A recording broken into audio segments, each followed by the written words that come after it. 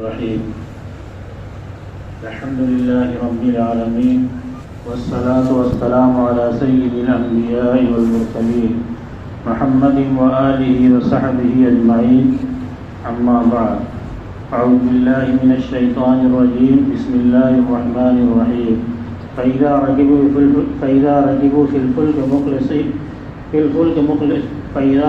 في الفلك دعوا الله مخلصين له الدين فلما نجاهم من البر إذا هم يشركون ليكفروا بما آتيناهم وليتمتعوا فسوف يعلمون.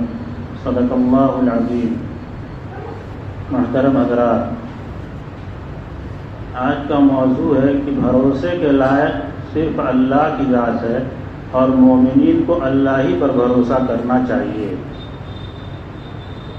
اہل ایمان کا اس بات پر ایمان ہے کہ دنیا کے اندر جو کچھ بھی ہوتا ہے وہ اللہ کی مشیت سے ہوتا ہے.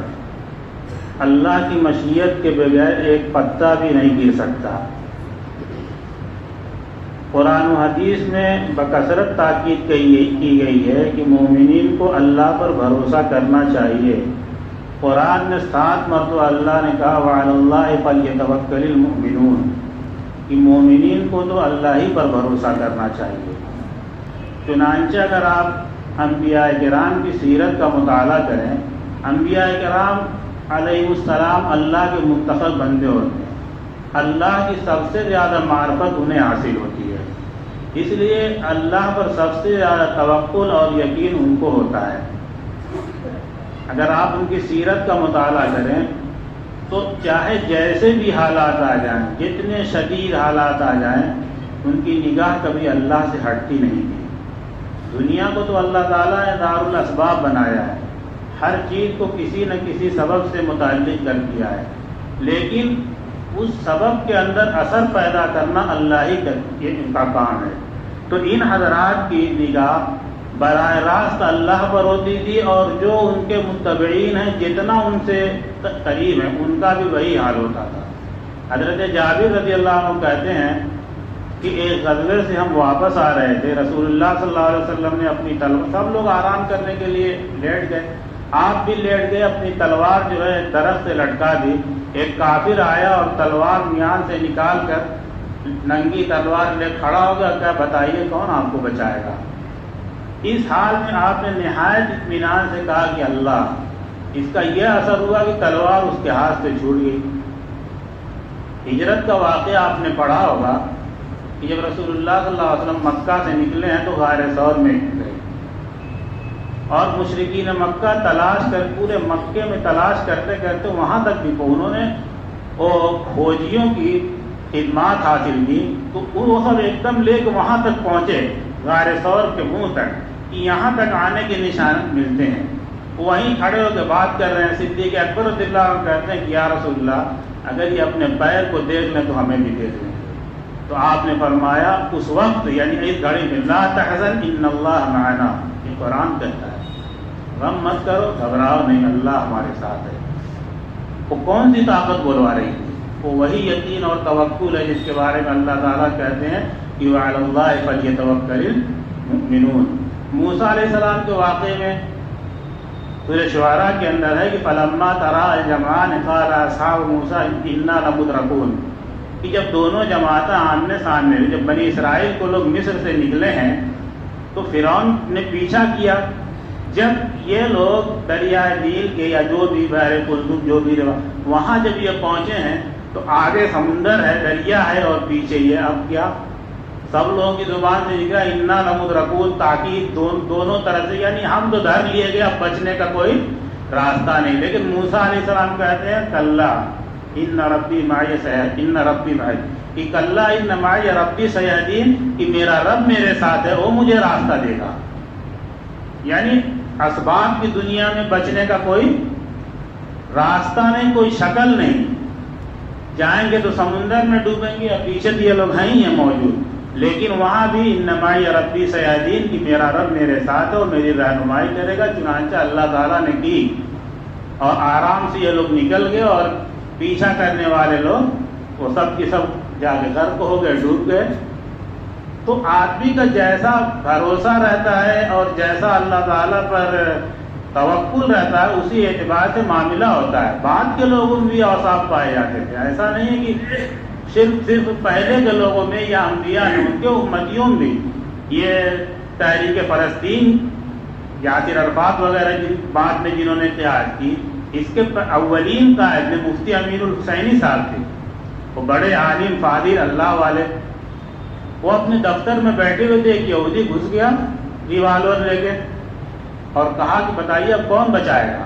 مفتی صاحب کا اللہ بچائے گا، اور کون؟ وہ اپنے کام میں مصروف ہو جو کر رہے تھے. تھوڑی دیر کے بعد دیکھتے ہیں کہ اس نے ریوالور سے گولی چلا اپنے ہی کو مار لیا. یہ تو بالکل محفوظ. تو ان لوگوں کو یہ تھا کہ بھئی جو کچھ ہونا ہے وہ اللہ ہی کی مشیت سے ہونا ہے، اور بچانے والا اور مارنے والا یا کسی بھی چیز میں اثر پیدا کرنے والا وہ اللہ ہی ہے اور کوئی نہیں. اس لیے مومنین کو بھی اللہ ہی کی ذات کو اول سہارا سمجھنا چاہیے اور آخری سہارا بھی اللہ ہی کو سمجھنا چاہیے. اگر دنیا میں اطمینان اور سکون کے ساتھ رہنا ہے تو حدیث میں آتا ہے، ایک لفظ آتا ہے لفظ لو، کہ لو مت کہا کرو. فَإِنَّ لَوْ تَفْتَحُ عَمَلَ الشَّيْطَانِ. یہ لفظ لو جو ہوتا ہے یہ شیطان کے راستے کو کھول دیتا ہے. ایک کام آپ نے کیا نہیں ہوا، ارے یہ کر دیتا تو ایسا ہو جاتا، اگر ایسے کر دیتا تو آدمی اسی میں بدوا. یہ نہیں آپ یہ کرتے کہ مت کرتے، لیکن ہوتا وہی جو تقدیر الہی میں لکھا. لیکن آدمی اس کی وجہ سے کتنا پریشان ہوتا ہے. کیا 10 منٹ پہلے پہنچ گئے تھے تو ٹرین مل گئی ہوتی، لیکن آپ کی اس میں ملنا ہی نہیں تھا اس کو. 1996 میں ہم لوگ پنجم میں پڑھتے تھے، ایک حادثہ ہوا سعودی ایئر لائن کا. اس میں 2-3 آدمی تھے، اس جہاز سے ان کو جانا تھا، ان کا آٹو بگڑ گیا. دلی چلے جمعیہ سے، اس کے بعد کہیں سے. بڑا افسوس کر رہے تھے کہ بھئی اتنا نقصان ہو گیا، اتنا نقصان ہو گیا. 2-3 گھنٹے بعد خبر آئی کہ وہ جہاز جو ہے ایک دوسرے جہاز سے ٹکرا گیا، سارے کے سارے لوگ ختم ہو گئے. تب کہہ رہے ہیں بہت اچھا ہوا کہ ہمارا آٹو بگڑ گیا. ارے آپ کی موت نہیں تھی، اس لیے اس کو بگڑنا تھا، آپ کو وہاں نہیں پہنچنا تھا. اگر آپ کی موت ہوتی تو آپ کو وہاں گھسیٹ کے پہنچایا جاتا اور آپ اس میں بیٹھتے اور اس موقع پر جو آپ یہ دنیا سے جاتے. اس لیے سب سے قطعی چیز تو موت ہے، لیکن سب سے زیادہ جس سے آدمی ڈرتا ہے کبھی یہاں نکلوں گا، یہ ہو جائے گا، وہ یہ سب کچھ نہیں ہونا. آپ کو مرنا ہے تو آپ مریں گے، نہیں مرنا ہے تو کوئی آپ کو مار نہیں سکتا، یہ طے ہے. ابھی جو آیت میں نے پڑھی تھی اس میں انسانوں کی ایک کیفیت کو اللہ تعالیٰ نے بیان کیا ہے. تو کفار کا حال، لیکن عموماً انسانوں کا یہی حال ہوتا ہے کہ جب تک آدمی کو کوئی سہارا رہتا ہے، یعنی اپنے آس پاس لوگ رہتے ہیں یا کسی طرح کا کوئی سہارا ہوتا ہے، تب تک اس کی نگاہ اللہ پر نہیں ہوتی ہے. جب سارے سہارے ٹوٹ جاتے ہیں تب وہ اللہ کو پکارتا. ہمارا بھی حال ہوتا ہے، اپنے تھکنے بھر محنت کرتے ہیں، جب کوئی کام نہیں ہوتا تو کہتے ہیں اللہ کی مرضی یہی تھی. ارے اللہ کی مرضی پہلے بھی یہی تھی، آپ کو صرف تدبیر کرنی تھی اور اس پر بھروسہ کرنا تھا. لیکن آپ نے تو یہ سمجھ لیا کہ میں ہی یہ کام کروں گا تو ہوگا، نہیں کروں گا. تدبیر کے ساتھ آپ نے اپنے کو کھپا دیا، لیکن نہیں ہونا تھا تو نہیں ہوا. تو آپ کہتے ہیں کہ اللہ کی مرضی نہیں تھی. یہ آیت جو میں نے پڑھی ہے اس میں کفار کا ایک حال یہ بیان کیا اللہ تعالیٰ نے کہ جب یہ کشتیوں میں سفر کرتے ہیں اور یہ کشتیاں جو ہے سمندر میں کہیں بھور میں یا طوفان میں گر جاتی ہیں تو یہ اللہ کو پکارتے ہیں پورے اخلاص کے ساتھ، یہ مالک تو ہی ہمیں بچانے والا ہے، ہمیں بچا. ہم لوگوں کو سمندری سفر کا اتفاق نہیں پڑا ہے، لیکن عرب کے لوگ سمندری سفر کرتے تھے، وہ اس سے واقف تھے. سمندر میں کبھی اب تو خیر جانے کا اتفاق ہوا گئے، جب بیچ کچھ دور جاتے ہیں تو واقعی سی اوپر آسمان اور نیچے پانی، آگے پیچھے کچھ نہیں.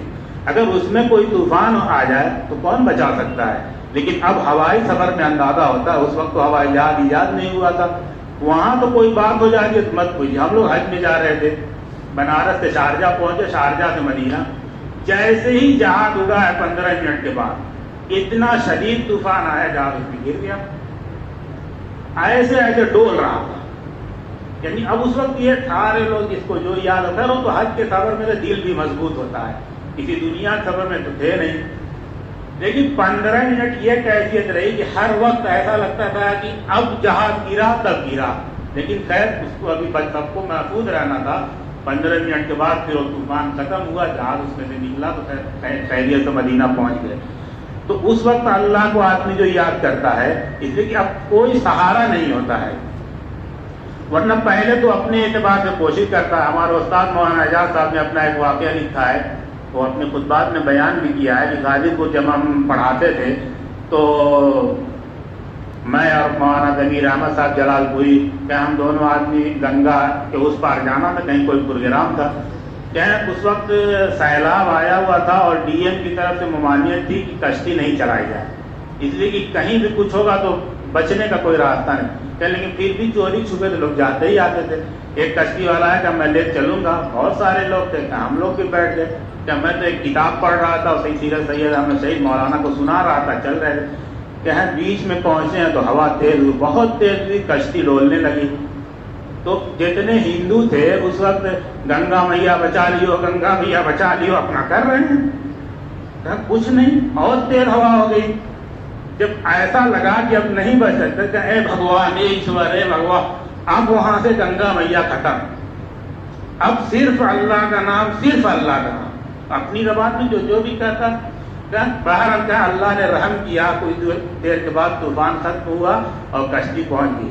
اور جیسے ہی وہاں پہنچی کہ اللہ تعالیٰ کا فَإِذَا رَكِبُوا دَعَوُا اللَّهَ مُخْلِصِينَ لَهُ الدِّينَ, یہ اللہ کو اخلاص کے فَلَمَّا نَجَّاهُمْ مِنَ الْبَرِّ إِذَا هُمْ يُشْرِكُونَ. اور جب ہم ان کو خشکی تک پہنچا دیتے ہیں تو پھر شرک کرنے لگتے ہیں. جب وہاں اتر کر گنگا میاں نے بچایا ہے, یعنی جیسے ہی بچ گئے ویسے پھر جہاں کی تہاں پہنچ گئے.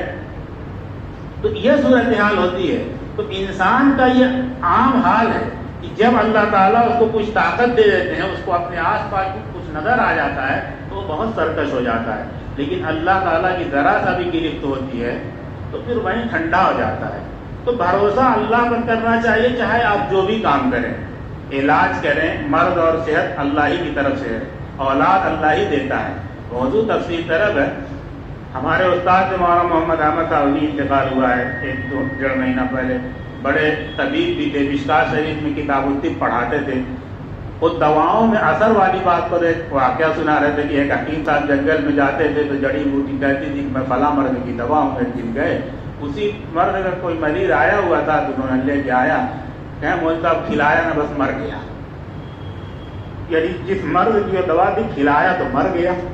کہیں دوسرے دن گئے تو پھر وہی جڑ کہ میں فلاں مرض کی دوا کا, ہاں کل ایک کو کھلایا تو مر گیا. کہیں تو اس نے ایک بات کہی اور یہ بتایا کہ دیکھو ایک دوا تو میں اسی کی ہوں, لیکن جب دوا انسان کھاتا ہے تو اللہ تعالیٰ سے ہم پوچھتے ہیں کہ اس کو ہم کو اثر کرنا ہے کہ نہیں کرنا ہے. وہاں سے اجازت ہوتی ہے تو ٹھیک ہے, ورنہ نہیں. اس کی موت مقدر تھی, اس لیے کچھ نہیں ہوا, جیسے پہلے تھا ویسے ہی رہا. ورنہ ایک دوا سے ایک آدمی کو فائدہ آتا, دوسرے آدمی کو کیوں نہیں ہوتا؟ اگر دوا ہی فائدہ کرتی تو سب کو ایک ہی ڈاکٹر سے اور ایک ہی دوا سے فائدہ ہو جاتا. اس لیے کہ اس طرح کی جتنی بھی چیزیں آپ دیکھ لیجیے, ایک آدمی کو نفع ہوتا ہے, ایک آدمی کو نہیں ہوتا ہے. تو کرنے والی ذات اللہ کی ہے اور اللہ ہی سے اپنا تعلق بڑھانا چاہیے. اور اللہ پر جتنا اعتماد ہوگا اسی اعتبار سے انسان سکون اور اطمینان کے ساتھ رہے گا. اللہ تعالی ہمیں اپنی ذات پر